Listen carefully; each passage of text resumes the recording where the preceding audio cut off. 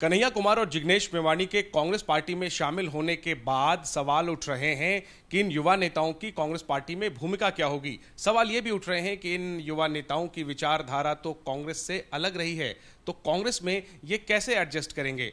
इन्हीं सवालों का जवाब देने के लिए मेरे साथ जिग्नेश मेवाणी हैं, गुजरात के निर्दलीय विधायक और देश में अंबेडकरवादी आंदोलन का एक युवा चेहरा। जिग्नेश, पिछला विधानसभा चुनाव गुजरात का जो है वो कांग्रेस के सहयोग से आप जीते, लेकिन आप निर्दलीय रहे। आपने तय किया कि आप कांग्रेस में शामिल नहीं होंगे, कांग्रेस के सिंबल पे नहीं लड़ेंगे। फिर ये क्या हो गया कि 4 साल होते होते जो है आपने तय किया कि आप कांग्रेस पार्टी में शामिल होंगे। ये एक अहम सवाल है।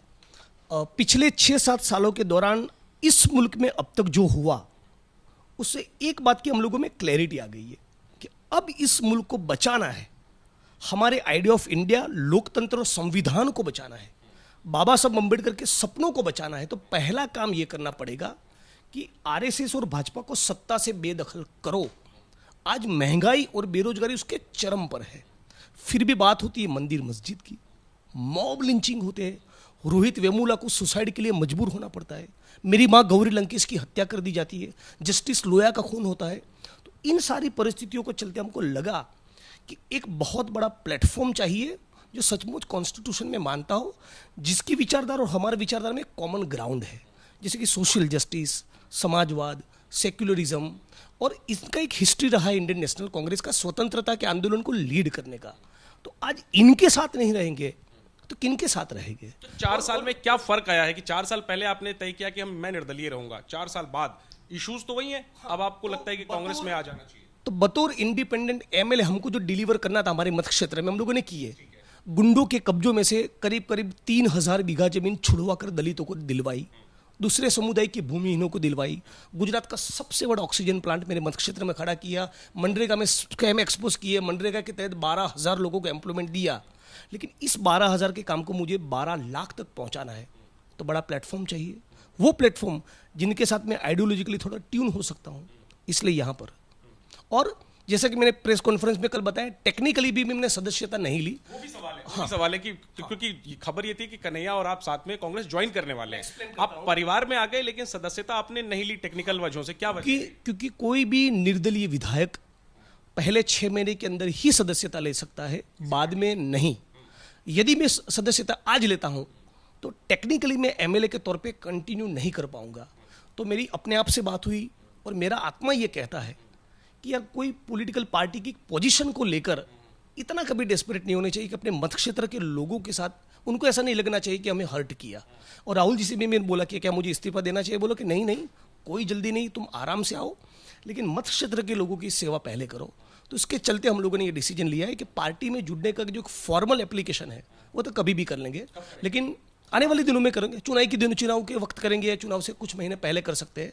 लेकिन अभी लार्जर जो चीज़ है, जैसा कि मैंने कहा, वो यही है कि डेमोक्रेसी और कॉन्स्टिट्यूशन को बचाना है। क्या भूमिका होगी आपकी कांग्रेस पार्टी में? कांग्रेस में आपको क्या रोल मिलने वाला है? गुजरात में रोल होगा, देश भर में रोल? कल एआईसीसी की ऑफिस से मैं निकलकर जब बाहर जा रहा था तो मेरे जो साथी गुजरात से आए थे, दूसरे स्टेट्स, राजस्थान, एमपी वगैरह से जो मेरे जानने वाले फैंस वगैरह वो आए थे, तो हमारी कार का ग्लास खोलकर थोड़ा हाई हेलो करने के लिए रुके थे। तब सबको यही बोला कि बतौर एक्टिविस्ट जो करते आए हैं अब तक, छुआछूत के खिलाफ बोलना, एट्रोसिटीज के मामले में लड़ना, गरीबों वंचितों की आवाज बनना, वो तो करना ही करना है। साथ साथ अब इलेक्टोरली बीजेपी को कैसे डिफीट किया जाए वो भी करना है। सैद्धांतिक नहीं, मैं संगठन की भूमिका पूछ रहा हूं कि संगठन, कांग्रेस संगठन में आपकी भूमिका क्या होगी, क्या वादा किया गया? वो तो मैं जब ऑफिशियली पार्टी की मेंबरशिप लूं तब ये बात आती है ना। उसके पहले मैं पार्टी के सारे रैलीज में, धरनों में, डेमोन्स्ट्रेशंस में, प्रोटेस्ट में एक सिटीजन के तौर पे पार्टिसिपेट करूंगा, एक अलायंस पार्टनर के तौर पे हिस्सा। अगर आप शामिल हो जाते, हालांकि टेक्निकल वजह थी तो हो ही नहीं पाए, शायद आपको नेता विपक्ष बनाया जा सकता था। क्या वादा किया था पार्टी ने? राहुल गांधी ने? देखिए, व्यक्तिगत कोई डेजिग्नेशन को लेकर मैं, कन्हैया, हार्दिक, हम लोग कोई डेस्परेट नहीं है। और पार्टी के सारे सीनियर लीडर्स, गुजरात के, दिल्ली के, वो सब मिलकर कभी तय करेंगे हमको कोई डेजिग्नेशन देना होगा तब। मुद्दा यह है कि गुजरात में जमकर एक लड़ाई खड़ी हो। 2017 में मैंने, हार्दिक ने, सब लोगों ने मिलकर जो माहौल बनाया था वो माहौल दोबारा खड़ा करेंगे। और जो 8-10 सीटों का फासला था, पूरी उम्मीद है जेन्युइनली अब वो नहीं रहेगा। मैं खत्म करूंगा, 2 सवाल उससे पहले पूछूंगा। आप कह रहे हैं कि जो 2017 में कमी रह गई उसको 22 में आप लोग पूरी करेंगे, लेकिन हम देख रहे हैं कि कांग्रेस गुजरात कांग्रेस में प्रभारी का पद कई महीनों से खाली है। राजीव सातव जी का अकस्मात निधन हो गया। कांग्रेस पार्टी ने कोई प्रभारी वहां पर नियुक्त नहीं किया, किसी को जिम्मेदारी नहीं दी। आपके अध्यक्ष और नेता विपक्ष दोनों ने इस्तीफे दिए हुए हैं, कई बार इस्तीफे दिए हुए हैं, तो ना आपके पास अध्यक्ष है, ना नेता विपक्ष है, ना प्रभारी है। कैसे लड़ेंगे ये लड़ाई? जो पार्टी के सीनियर प्रवक्ता को पूछना है वो सवाल आप हमको पूछ रहे हैं, लेकिन कांग्रेस में है तो आपसे लेकिन कोई बात नहीं, टेक्निकली नहीं है, लेकिन कोई बात नहीं।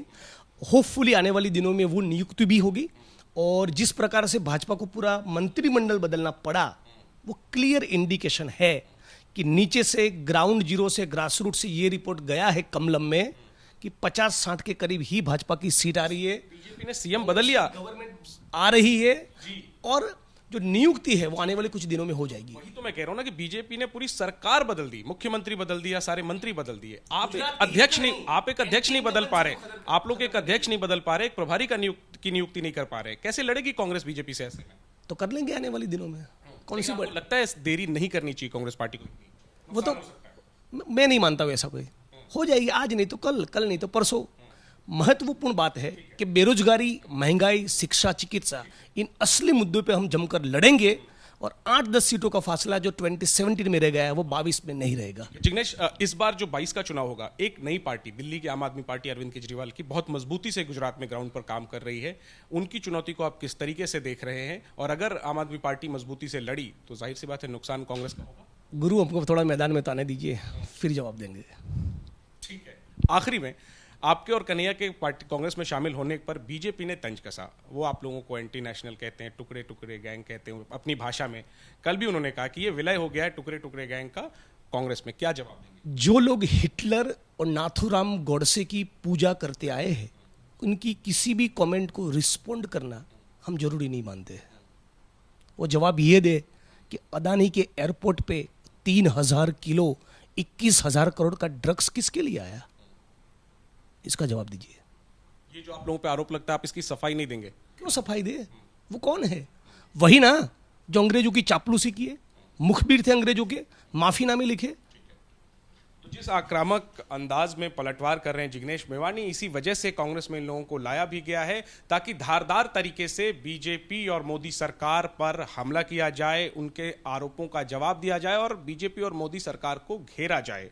यह है राहुल गांधी की योजना। जिग्नेश और कन्हैया को कांग्रेस में शामिल करवाने के पीछे क्या यह रणनीति कामयाब होगी, इसके लिए तो चुनाव का इंतजार करना होगा। लेकिन फिलहाल यह कहना गलत नहीं होगा कि कन्हैया और जिग्नेश के कांग्रेस पार्टी में शामिल होने से कांग्रेस के कार्यकर्ताओं में एक जोश तो देखा ही जा रहा है। कैमरा पर्सन मोहित कासले के साथ जैनेंद्र, एबीपी न्यूज, दिल्ली।